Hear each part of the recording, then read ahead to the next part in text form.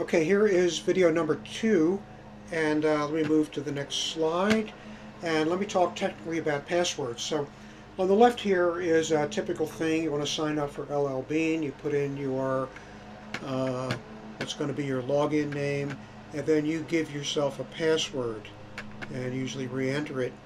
And what does LL Bean do? A lot of websites do, many websites, millions of websites, is they take the password and they go put it in a file or a database along with thousands or even tens of thousands of others. And this is the actual password that was typed in, sky blue, whatever. The problem with that is that if a bad guy gets a hold of the file or database, which can happen, then they have all the passwords. And it's not so much that they think they're going to get rich off of LL Bean, it's just that most people use the same password all over the place, so they will go to a bunch of banks and try the same login and the same password. And really, if they've got tens of thousands or even a million of these things, they're going to get thousands and thousands of bank accounts they're going to open up. But the correct way to do it is to encrypt the password with a salt. I'll explain what that means, what salt means here. And so what's stored is this strange collection of what looks like random characters, and that algorithm that produces that is irreversible. So the bad guy can have these random characters but will not be able to run the mathematics backwards to figure out the password. So a study was made where they took 43 professional programmers hired through freelancer.com, which is one way programmers get jobs, and paid half the group with twice the money to see if maybe that would incentivize them to do a good job. They told half the developers to store the passwords in a secure manner without in any way elaborating as to what a secure manner was supposed to be, and the other half to just store the passwords in whatever method the programmers preferred. They had to ask 18 of the 43 to resubmit their code because they hadn't put in any password security at all when they first sent the project in, and only 12 of them used what you call secure encryption, and only 15 used salting. And as I'm about to show you, salting is absolutely essential. So let me go to this slide next. Bad guys don't guess passwords. If you think about it, you really wouldn't get anywhere. What bad guys do is they build servers full of graphic cards being very, very fast. And so they have 5 servers like this in this one configuration that was exposed. They're not all completely full like this one, but there are 25 graphic processing unit total, and they can crack every standard Windows password in less than 6 hours. So what this has done is by trying all the combinations. So the passwords are 8 characters max. There are 95 characters, so that's 95 to the 8th combinations. Now that is a lot. That is a really big number. But this thing could do 350 billion guesses per second, and so mathematically it took them 5.5 hours to come up with a table of every single possible 8-character password. And then they do what's called a rainbow attack. That is, they have a file maybe belonging to a corporation that has 2,000-3,000 passwords in it, and they just need to compare that to their giant dictionary, and they will have them all cracked. And Microsoft, being a company full of smart people, used a very, very fast encryption algorithm, figuring, hey, everything in a computer is supposed to be fast, so we'll be fast. But there is a slow encryption algorithm called bcrypt, much, much slower, and so even this fast graphic processor cannot try every combination that fast. It can't do 350 billion guesses in a second. It can only do 71,000 guesses in a second. So it would take 26 million hours for 95 to the 8th combinations. So there's a big difference between 5.5 hours and 26 million. But with assault, is a random collection of characters that is applied differently with a unique salt for each password. And that means that, in effect, each password uses a different algorithm. So now it takes 13 million hours per password.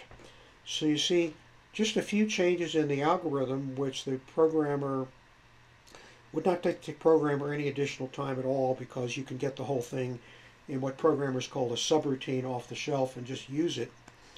In fact, I say it would be faster for a programmer to use bcrypt than it would be to program their own thing, which is probably what the Microsoft people did. And so you can make it so it's in effect uncrackable even by this thing. But as we just saw in the previous slide, programmers typically don't know what bcrypt is. They don't know how to store passwords. So what the programmer does is, given the job of storing the password in the database, they just store it in a database. And if somehow they learn it's supposed to be encrypted, well, they encrypt it. But encrypting it doesn't work. You have to encrypt it right. So I know you're not programmers, but maybe you just want to see the right way to do it. You take the password and a random 16-character salt. You encrypt it using a very slow algorithm. These are two of them. You have to store the salt in the database along with the hashed password, because when the user types in a password again to log in, you have to know what their personal salt is. So we're not trying to keep the salt secret. We're just trying to make it so that the bad guy has to use a different salt on every password. If the thief gets the password table, like we saw, doesn't do any good. But the thief doesn't have to use the password table, because, as I said before, most people use the same password all the time. So take a bowling league website set up by a bowler who knows a little programming. They're probably not going to know anything about bcrypt and salts or anything like that, so they'll just store the passwords. It's probably pretty easy to break into the bowling website. Why would a bad guy in Russia want to break into the bowling website? Does the guy in Russia really want to play around with the bowling scores? No. They want the logins and passwords because they're going to be the same ones used with the bank. So a bank that wanted to guard against this could use two-factor authentication, which I'll explain in the next slide. But most banks don't. My bank doesn't. First Bank, they don't supply that. Another solution would be if the bank provided the password. Well, if that happens, you obviously can't use the same password that you use for the bowling league, but banks don't do that either. So let me just explain two-factor authentication. The way this works is you log into the website. The server sends you a random code. You may have seen something like this, like from Amazon, to your phone. That is using your phone number. And then you get that phone as a text message and you type it in. So this involves something you know, namely your password, which is what you use to log in, as well as something you have, namely your phone. And, you know, obvious advantages. If you lose your phone, the whoever finds the phone needs to activate it, but a lot of phones have a passcode you need to get in. And they need to know your login and password for the website. You see, so finding the phone's not good enough, assuming you didn't store your passwords in a little text file there. And then you would know you lost your phone. So you would maybe start closing down some websites. But there is a way to get past two-factor authentication, which involves a text message sent to a phone, and that's SIM swapping. Boy, there are many cases where the bad guy somehow gets the phone carrier to give them their phone number on a new SIM. I'm on vacation, my wife is pregnant, I lost my phone, I need to be in contact. Is there any way you could possibly give me my phone number, you know, on a new SIM, because I just bought this phone from the store? Could you possibly do this? Well, I don't know. What's your mother's maiden name? Robinson. Okay, and what's your zip code? 80301. Okay, and in what city were you born? Baltimore. Well, okay, we'll do it. So, sounds bad? Happens all the time. Or it's an inside job. Somebody working in the phone store who has access to this sort of stuff is supplying SIMs to bad guys because the person in the phone store just doesn't make that much money. So a better way to do it is don't tie it to a phone number, which you can fake by getting a new SIM, but tie a physical device. So Google Authenticator is what Google uses, and other websites could use it if they wanted to. That's an app that runs on your phone and is connected to your actual physical phone.